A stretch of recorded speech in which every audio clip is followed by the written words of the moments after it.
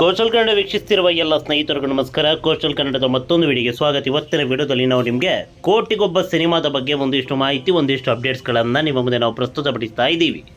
ಈಗಾಗಲೇ ನೀವು ದೃಶ್ಯಾವಳಿಯಲ್ಲಿ ನೋಡ್ತಾ ಇದ್ದೀರಾ. ಇದು ಮೈಸೂರಿನ ಗಾಯತ್ರಿ ಚಿತ್ರಮಂದಿರದಲ್ಲಿ ಕೋಟಿಗೊಬ್ಬ ಸಿನಿಮಾಗೆ ಸಿಕ್ಕಿರುವಂಥ ಪ್ರತಿಕ್ರಿಯೆ. ಭರ್ಜರಿಯಾದಂತಹ ಪ್ರತಿಕ್ರಿಯೆ ಈ ಸಿನಿಮಾಗೆ ಸಿಕ್ಕಿದೆ ಅನ್ನೋದು ಈ ಮೂಲಕ ತಿಳಿಯುತ್ತೆ. ಚಿತ್ರಮಂದಿರದಲ್ಲಿ ಹೌಸ್ಫುಲ್ ಪ್ರದರ್ಶನ. ಚಿತ್ರಮಂದಿರದ ಹೊರಗಡೆ ದಾದವರ ಫ್ಲೆಕ್ಸ್ಗಳು, ದಾದವರ ಅಭಿಮಾನಿಗಳು ಹಾಕಿರುವಂಥ ಫ್ಲೆಕ್ಸ್ಗಳು ಇವೆಲ್ಲ ಕಂಡು ಬಂದಿದ್ದು ಮೈಸೂರಿನ ಗಾಯತ್ರಿ ಚಿತ್ರಮಂದಿರದಲ್ಲಿ. ಹೌಸ್ಫುಲ್ ಪ್ರದರ್ಶನ, ಭರ್ಜರಿಯಾಗಿ ಈ ಸಿನಿಮಾ ಮೈಸೂರಿನಲ್ಲಿ ಪ್ರದರ್ಶನವನ್ನು ಕಾಣ್ತಾ ಇದೆ ಅನ್ನೋದರ ಬಗ್ಗೆ ಎಳ್ಳಷ್ಟು ಅನುಮಾನ ಇಲ್ಲ. ಇವೆಲ್ಲದಕ್ಕೆ ಸಾಕ್ಷಿ ಅನ್ನುವಂತೆ ಈಗಾಗಲೇ ನೀವು ದೃಶ್ಯಾವಳಿಯಲ್ಲಿ ನೋಡ್ತಾ ಇದ್ದೀರಾ. ಹೌಸ್ಫುಲ್ ಪ್ರದರ್ಶನ ರಾಜಧಾನಿ ಬೆಂಗಳೂರಿನ ಪ್ರಸನ್ನ ಚಿತ್ರಮಂದಿರದಲ್ಲಿ ಯಾವ ಮಟ್ಟಕ್ಕೆ ಇತ್ತು ಅನ್ನೋದನ್ನು ಈ ಹಿಂದಿನ ಅನೇಕ ಎಪಿಸೋಡ್ನಲ್ಲಿ ನಾವು ನಿಮಗೆ ಹೇಳಿದ್ವಿ. ನೋಡಿ, ಇದು ಮೊದಲ ದಿನ ಯಾವ ಮಟ್ಟಕ್ಕೆ ಈ ಸಿನಿಮಾಗೆ ಗಾಯತ್ರಿ ಚಿತ್ರಮಂದಿರದಲ್ಲಿ ರೆಸ್ಪಾನ್ಸ್ ಸಿಕ್ಕಿತ್ತು ಅನ್ನೋದರ ಒಂದು ಸಣ್ಣ ಝಲಕ್ ಅಷ್ಟೆ.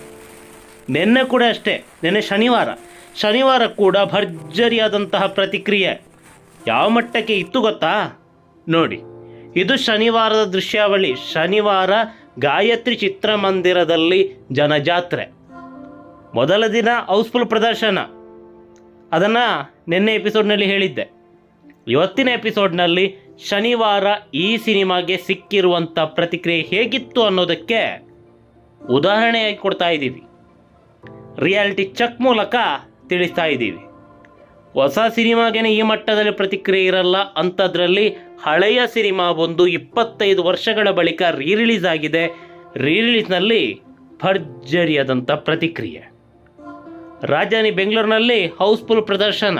ವೀಕೆಂಡ್ನಲ್ಲಂತೂ ಟಿಕೆಟೇ ಸಿಗ್ತಾ ಇರಲಿಲ್ಲ, ಆ ಮಟ್ಟಕ್ಕೆ ಇತ್ತು ರಾಜಧಾನಿ ಬೆಂಗಳೂರಿನ ಪ್ರಸನ್ನ ಚಿತ್ರಮಂದಿರದಲ್ಲಿ ದಾದವರ ಹವಾ.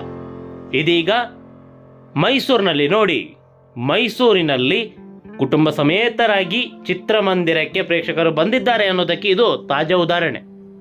ನೋಡ್ತಾ ಇದ್ರ ದೃಶ್ಯಾವಳಿಯಲ್ಲಿ ಕುಟುಂಬ ಸಮೇತರಾಗಿ ಪ್ರೇಕ್ಷಕರು ಬಂದಿದ್ದಾರೆ ಅನ್ನೋದಕ್ಕೆ ಉದಾಹರಣೆ. ಕಳೆದ ಎಪಿಸೋಡ್ನೇ ಹೇಳಿದ್ದೆ, ಮಹಿಳಾ ಪ್ರೇಕ್ಷಕರು ಇಲ್ಲ, ಯಾಕೆ, ಏನು, ಎತ್ತ ಅಂತ. ಆದರೆ ನಿನ್ನೆ ಶನಿವಾರ ಮಹಿಳಾ ಪ್ರೇಕ್ಷಕರು ಕೂಡ ಬಂದಿದ್ದಾರೆ. ಜೊತೆಗೆ ಕುಟುಂಬ ಸಮೇತರಾಗಿ ಪ್ರೇಕ್ಷಕರು ಚಿತ್ರಮಂದಿರಕ್ಕೆ ಬಂದು ಸಿನಿಮಾವನ್ನು ವೀಕ್ಷಣೆ ಮಾಡಿ ಆನಂದಿಸಿದ್ದಾರೆ. ಈ ಸಿನಿಮಾ ಯೂಟ್ಯೂಬ್ನಲ್ಲೂ ಇದೆ, OTTಯಲ್ಲೂ ಇದೆ. ಉದಯ ಟಿವಿಯಲ್ಲಿ ಅವಾಗವಾಗ ಬರ್ತಾನೆ ಇರುತ್ತೆ. ಒಂದು ಅತ್ಯುತ್ತಮವಂಥ ಸಿನಿಮಾ ರಿಲೀಸ್ ಆದಾಗ ಅದು ಯಾವುದು ಕೂಡ ವಿಚಾರ ಆಗಲ್ಲ. ಚಿತ್ರಮಂದಿರದಲ್ಲೇ ಒಂದಿಷ್ಟು ಸಿನಿಮಾಗಳನ್ನು ನೋಡಲೇಬೇಕಾಗುತ್ತೆ. ಸ್ವತಃ ನಿರ್ಮಾಪಕರೇ ಬಂದು ನೋಡಿ, HD ಪ್ರಿಂಟ್ ಇದೆ ನೋಡಿ ಅಂತ ಹೇಳಿದ್ರು ಕೂಡ ನೋಡಲಿಕ್ಕಾಗಲ್ಲ. ಆ ಸಾಲಿಗೆ ಕೋಟಿಗೊಬ್ಬ ಸಿನಿಮಾ ಸೇರಿಕೊಳ್ಳುತ್ತೆ. ಒಂದಿಷ್ಟು ಮಂದಿ ಈ ಸಿನಿಮಾದ ಬಗ್ಗೆ ಕೂಡ ಅಪಪ್ರಚಾರ ಮಾಡಿದ್ರು, ರಿಮೇಕ್ ಸಿನಿಮಾ ಹಂಗೆ ಹಿಂಗೆ ಅಂತ. ಏನು ಮಾಡೋಕ್ಕಾಗಲ್ಲ, ಒಂದಿಷ್ಟು ಅತೃಪ್ತ ಆತ್ಮಗಳು ನಿಮ್ಮೆಲ್ಲರ ಸುತ್ತಮುತ್ತ ಇದ್ದೇ ಇರುತ್ತೆ. ಅದು ಯಾಕೆ ಈ ಥರ ಆಡ್ತಾರೋ ಗೊತ್ತಿಲ್ಲ. ಹೌದು, ರಿಮೇಕ್ ಸಿನಿಮಾ ಏನಿವಾಗ? ಕಳೆದ ಎಪಿಸೋಡ್ನಲ್ಲಿ ಹೇಳಿದ್ದೆ, ಹೌದು ರಿಮೇಕ್ ಸಿನಿಮಾನೇ. ರಿಮೇಕ್ ಸಿನಿಮಾ ಆದರೂ ಕೂಡ ಈ ಮಟ್ಟಕ್ಕೆ ಪ್ರೇಕ್ಷಕರು 25 ವರ್ಷಗಳ ಬಳಿಕ ಚಿತ್ರಮಂದಿರಕ್ಕೆ ನುಗ್ಗಿ ಬಂದು ಸಿನಿಮಾವನ್ನು ಕುಟುಂಬ ಸಮೇತರಾಗಿ ವೀಕ್ಷಣೆ ಮಾಡ್ತಾರಂತಾದರೆ ಇದು ತಾಕತ್ತು ಅಂತ ಹೇಳಿದರೆ, ಈ ತಾಕತ್ತು ಎಲ್ಲ ಸಿನಿಮಾಗಳಿಗೂ ಬರಲ್ಲ. ಬೆರಳೆಣಿಕೆಯ ಸಿನಿಮಾಗಳಿಗೆ ಅಷ್ಟೇ ಬರೋದು.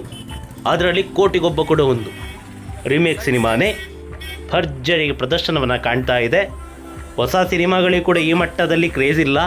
ಅಂಥದ್ರಲ್ಲಿ 25 ವರ್ಷದ ಹಳೆಯ ಸಿನಿಮಾ ಒಂದು ರೀರಿಲೀಸ್ ಆಗಿದೆ. ಆ ರೀರಿಲೀಸ್ನ 2ನೇ ವಾರದಲ್ಲಿ ಈ ಸಿನಿಮಾಗೆ ಸಿಕ್ಕಿರುವಂಥ ಪ್ರತಿಕ್ರಿಯೆ. ಮೈಸೂರಿನ ಗಾಯತ್ರಿ ಚಿತ್ರಮಂದಿರದಲ್ಲಿ ಹೌಸ್ಫುಲ್ ಪ್ರದರ್ಶನ.